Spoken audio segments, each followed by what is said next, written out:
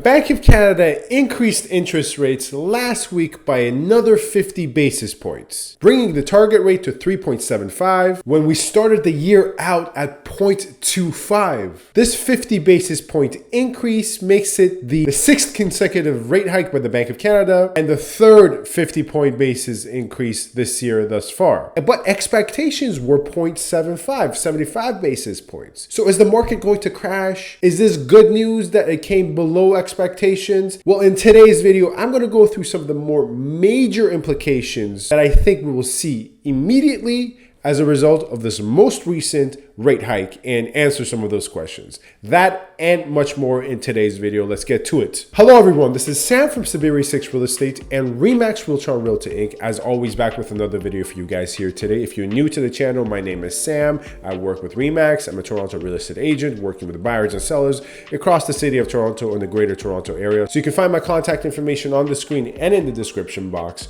On this channel, we like to discuss all things Toronto real estate market news, trends and facts, building reviews, tenancy laws, buyer advice, seller advice, market stats, and so much more. So feel free to subscribe as well and press that like button if you enjoy this content. It helps out a lot. So now that the Bank of Canada has once again increased interest rates, most recently by 50 basis points, as of October 26th, this is being recorded October 31st. I was a little bit under the weather, so I could not jump on this sooner. What are the major implications of this rate hike that just occurred, the sixth consecutive rate hike? Well, I'm going to go through four immediate impacts I see this most recent rate hike having, starting out with the following. Less renovations. That's right. I believe homeowners currently, whether they're looking to sell in the foreseeable future or they're longs within the Toronto real estate market, are going to take on less renovations. We have to understand higher interest rates doesn't just impact mortgages. It impacts lending rates of all kinds, business to business, and in this case, obviously, renovations, whether you're taking out a loan to renovate or you're using your HELOC to renovate. And that is the more direct consequence. The more indirect consequence is that in high interest environments, spending goes down. And one of the criteria, one of the categories where we see Toronto homeowners and Canadian homeowners overall reduce spending the most is in terms of renovations. So due to these two direct and indirect consequences of higher interest rates, I think we're going to see less renovations, whether it's from a Toronto homeowner who's looking to sell within the Toronto real estate market sometime soon, so they want to finish the basement or do a facelift in the kitchen, or whether it is a Toronto condo investor or Toronto home investor who's purchased a Toronto home within the Toronto real estate market for investment purposes and is looking to do a flip, which is already a bad idea anyways for a lot of different reasons, but nonetheless, I think we're going to see far less of those, which leads me to the second consequence. I think in the immediate market, the immediate Toronto real estate market and GTA real estate market going forward from now, which is almost November, to the end of 2022, early 2023, I think we see from the selling side of things, I think we will see from the demand side of things with regards to Toronto home buyers, whether they're Toronto condo buyers or, overall freehold buyers. I think we're going to see buyers put a value on properties that don't need work versus other properties, older properties that might be outdated, need a little bit more work in the kitchen, but are on larger lots. So in other words, let me put it to you like this. In down markets that are high interest markets, buyers often opt for more updated, renovated properties that might be smaller in terms of square footage and might be on a smaller lot in terms of the detached nature and the lot size, as opposed to larger lots, larger square footage in terms of the detached property, but it's outdated, it needs work. And I can give you a prime example of this. I had a detached 2-story listing in Pickering that I sold, thankfully, and we got a really good price for our client, but nonetheless, our lot size was large. We had a 60 by 130 lot. That's a pretty large lot size. However, the interior of our property was in great condition. It just was older. It was, my clients were older people. So the kitchen was older, the layout was older, everything was clean, everything worked, but it was not chic. And another property 2 streets down that was on a much smaller lot. So remember, we were 60 by 130. This other property was on a 45 by 100 lot, and the 2-story detached was also smaller in terms of square footage, but it was fully renovated. And that property ended up selling faster and for nearly as much as we did. Even though once again, it was smaller lot, smaller property, and one less washroom actually. So it clearly shows me, so this is the second clear consequence that I see going forward in the immediate future due to these increasing interest rates, which is buyers opting in for newer renovated properties that might be smaller as opposed to older properties that might be larger. The third major consequence going forward as a result of the increase of interest rates with regards to the Toronto real estate market, the Toronto condo market, and the GTA real estate market is the fact that prices will continue to decline, but I believe condominium prices will hold up much better. Exactly. Not to say that condo prices are going to shoot up, but I think condo prices are going to hold much stronger forward to finish 2022 as opposed to freehold detached or townhome prices or semi-detached prices. I think this is particularly going to be the case with regards to the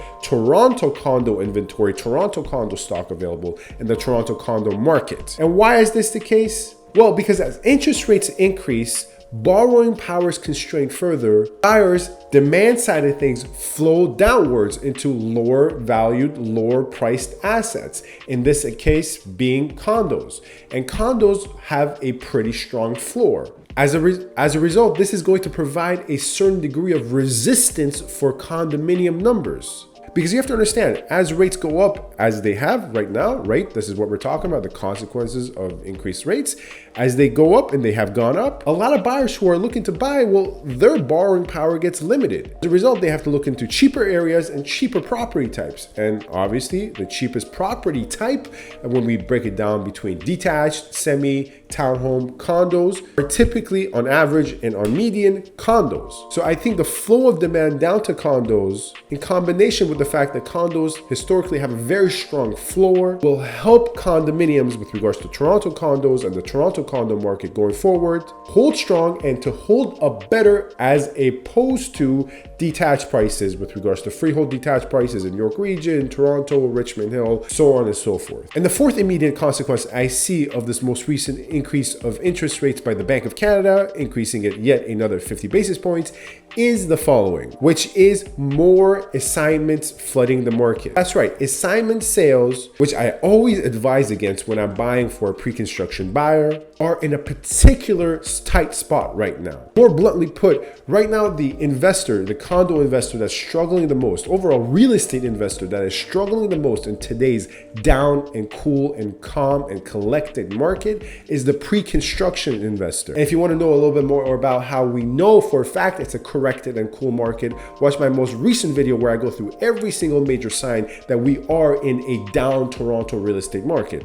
Nonetheless, moving forward, the pre-construction investor who purchased at premium rates around early 2021, late 2020, some even as back as early 2020, who are now looking to close or coming up to their occupancy period with regards to their pre-construction purchase, are struggling in this high interest environment due to the simple fact that it's very difficult for them with only 20% down to close on a pre-construction project, whether they're no longer being approved due to the increasing rates, because you have to understand these people purchased when rates were very low. They did not foresee that they will have to close in a very high rate environment, which is the case. So some of them are falling through in terms of the financing. They have to go to private. Others can afford to close, but their carrying costs with variable rates being very high is going to be crazy, because once again, they've only put down 20% and they're probably gonna have to carry $4,000, $5,000 a month on a 1+1 to 2-bedroom condo downtown. And rents are crazy. Don't get me wrong, but rents are not crazy enough to justify those carrying costs. As a result, I think we're going to see a lot of assignment sales,